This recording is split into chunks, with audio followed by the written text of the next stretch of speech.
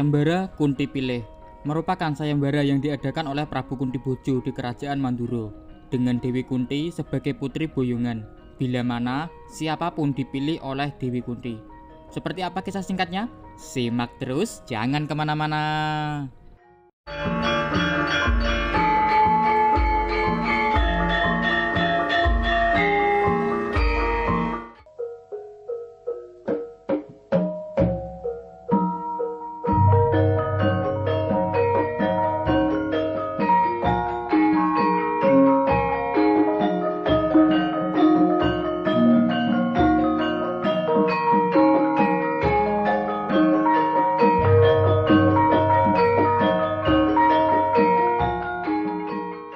Kisah dimulai di Kerajaan Mandura.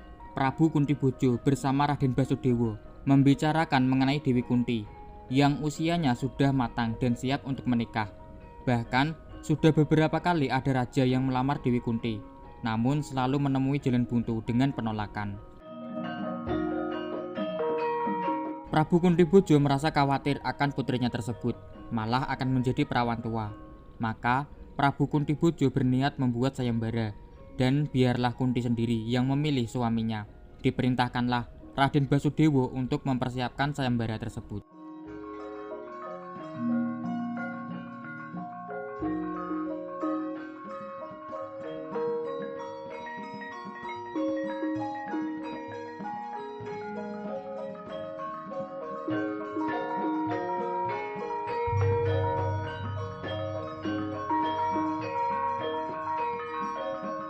Raden Basudewa berniat menemui adiknya, yaitu Dewi Kunti, karena persiapan sayembara telah siap dan hanya kurang Dewi Kunti sebagai pelengkap.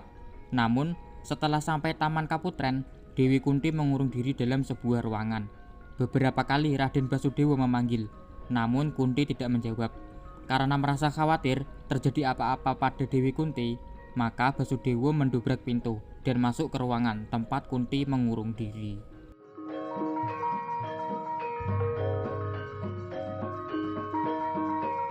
Sungguh kaget Raden Basudewa mendapati Dewi Kunti bersimpuh sambil memegangi perutnya. Dewi Kunti hamil, padahal belum menikah. Tidak menuruti amarah, dengan halus Raden Basudewa menanyakan apa yang sebenarnya terjadi. Maka Dewi Kunti menjelaskan kehamilannya karena Bathara Surya yang dipanggilnya menggunakan ajian Kuntawa Kasing Rasa Cipta Tunggal Tanpa Lawan. Ajian yang diajarkan oleh Resi Drowasa, guru dari Dewi Kunti. Menggunakan aji pameling, Dewi Kunti memanggil Resi Drowasa guna menguatkan penjelasannya. Maka Resi Drowasa membenarkan telah mengajarkan ajian Kuntawa Kasing Rasa Cipta Tunggal Tanpa Lawan kepada Dewi Kunti. Lalu Raden Basudewa meminta bantuan kepada Resi Drowasa, karena kejadian ini hanya akan menjadi aib jika diketahui oleh punggawa Kerajaan Mandura. Resi Drowasa paham, lalu menggunakan kesaktiannya menyegerakan kelahiran bayi dalam kandungan Dewi Kunti. Diberi nama Karna oleh Dewi Kunti, lalu diberi nama Basusena oleh Raden Basudewa. Dan sayangnya, Resi Drowasa meramalkan Karna hanya akan mendapat kemuliaan jika keluar dari Kerajaan Mandura. Bila tetap di Mandura, justru malah akan menjadi malapetaka bagi Karna Basusena. Tidak lama berselang datang Bathara Surya untuk memohon maaf karena kekhilafannya yang membuat Kunti hamil, lalu mengakui Karna sebagai putranya dengan memberi nama Suryatmaja, juga merawat Kunti kembali menjadi perawan, sekaligus menyampaikan bahwa takdir Suryatmaja Karna Basusena bukanlah di Kerajaan Mandura. Maka bersama Resi Drowasa, Bathara Surya membawa bayi Karna untuk dicarikan tempat di mana ia akan mendapat kemuliaan kelak. Sementara Kunti bersama Basudewa kembali ke istana untuk persiapan akhir sayembara yang diadakan di Kerajaan Mandura.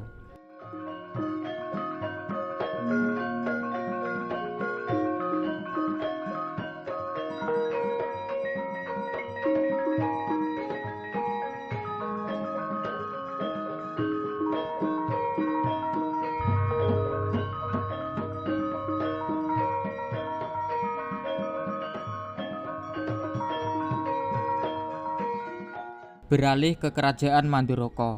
di mana Prabu Mandrapati menyambut kepulangan Raden Narasomo yang memboyong seorang putri bernama Dewi Setyawati atau Dewi Pujawati, putri dari Begawan Bagaspati di Pertapan Argobelah. Sungguh sangat bahagia Prabu Mandrapati, lalu menanyakan bagaimana kabar besanya, karena Begawan Bagaspati masih saudara dengan Prabu Mandrapati. Kebahagiaan Prabu Mandrapati seketika menjadi murka setelah Narasomo menjelaskan bahwa Begawan Bagaspati telah meninggal. Kembali lagi, Raden Narasomo diusir oleh ayahnya dan hanya boleh kembali jika membawakan besan sebagai pengganti Begawan Bagaspati yang telah gugur.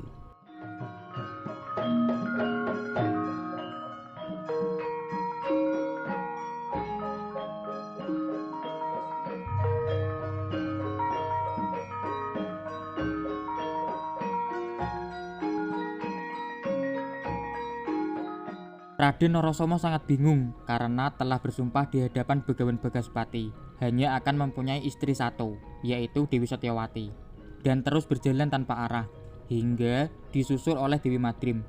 Lalu Madrim meminta agar Narasomo mengikuti sayembara di kerajaan Mandura. Mungkin disitulah Narasomo bisa mendapat besan untuk Kanjeng Romonya. Namun Madrim juga meminta untuk menyertai Narasomo. Berangkatlah Raden Narasomo dan Dewi Madrim menuju kerajaan Mandura.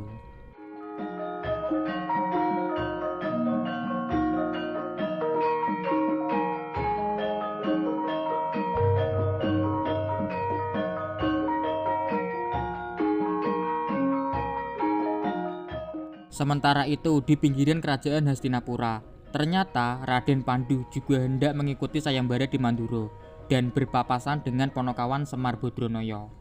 Maka bersama Widura dan disertai oleh Semar, Pandu juga menuju kerajaan Mandura.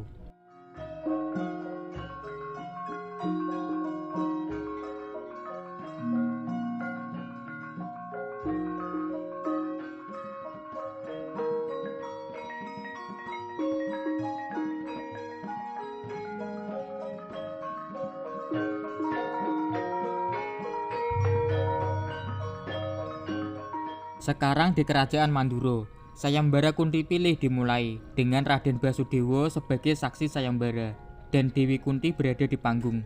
Satu persatu raja dan pangeran maju untuk dinilai oleh Dewi Kunti.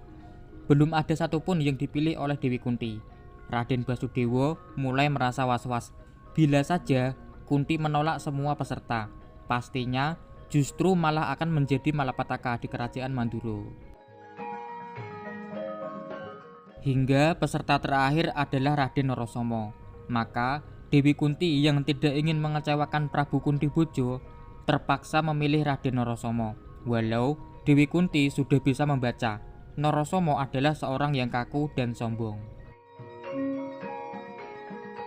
Benar saja, karena merasa sebagai peserta terakhir dan justru yang dipilih, kesombongan Narasomo memuncak dengan membuat sayembara kedua di kerajaan Mandura. Siapa saja bisa mengalahkan Narasomo, maka Narasomo akan menyerahkan Dewi Kunti ditambah Dewi Madrim untuk menjadi hadiah boyongan.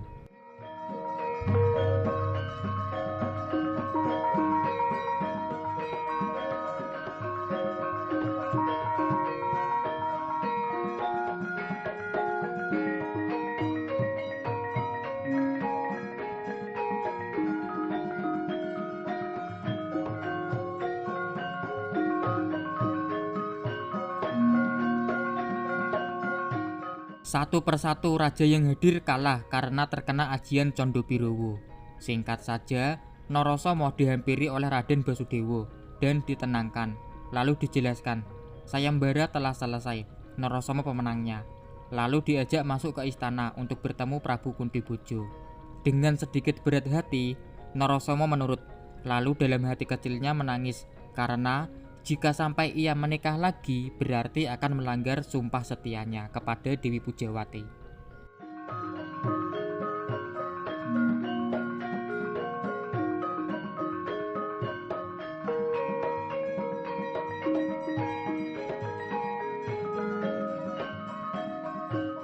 Masuk ke istana, Prabu Kuntiboja menyambut Raden Narasomo dan memberikan selamat karena telah memenangkan sayembara. Hingga Tiba-tiba ada tamu dan dipersilahkan masuk. Pandu dan Widura menghadap, lalu menanyakan apakah sayembara sudah selesai.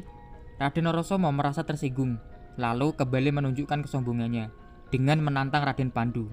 Awalnya Pandu menolak, namun karena terus didesak oleh Narasoma, akhirnya Pandu menerima tantangan dari Narasoma.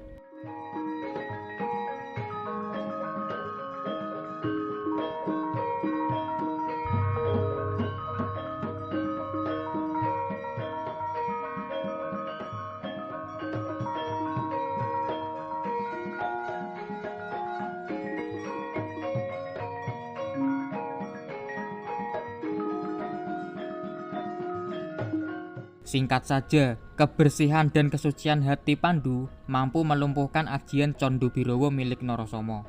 Lalu, Narasoma menepati ucapannya sebelumnya dalam sebuah sayembara yang dibuatnya, dengan memberikan Dewi Kunti dan Dewi Madrim untuk diboyong oleh Raden Pandu.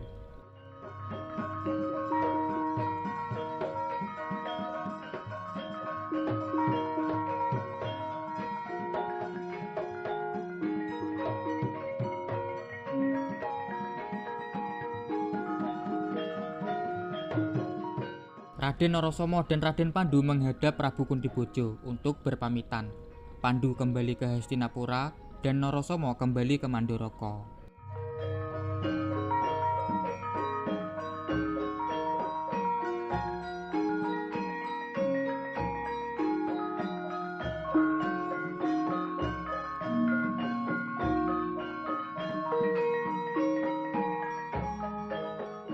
Raden Narasoma merasa lega karena dengan menikahnya Dewi Madrim itu berarti Prabu Mandrapati mendapat besan baru untuk pengganti Begawan Bagaspati yang telah gugur.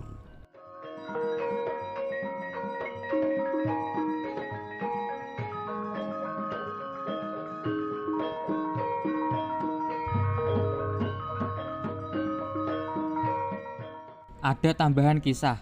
Dalam perjalanan Pandu ke Hastina, Pandu dihadang Prabu Gandhara dari kerajaan Plosojenar yang ingin merebut Dewi Kunti. Namun naas, justru Prabu Gandhara gugur oleh Raden Pandu, dan Gandhari, adik dari Prabu Gandhara, meminta untuk dijadikan putri buyongan.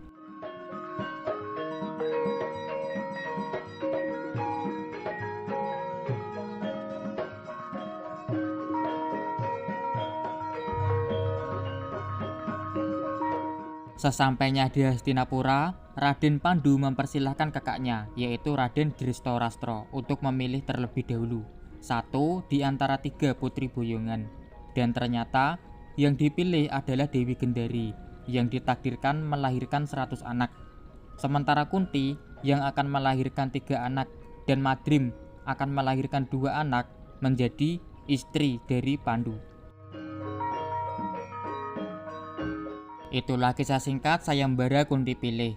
Dan setelah acara pernikahan Raden Pandu, maka Raden Pandu dinobatkan sebagai Raja Hastinapura, bergelar Prabu Pandudewanoto atau Prabu Pandudewayana, yang kelak akan menurunkan Pandawa V.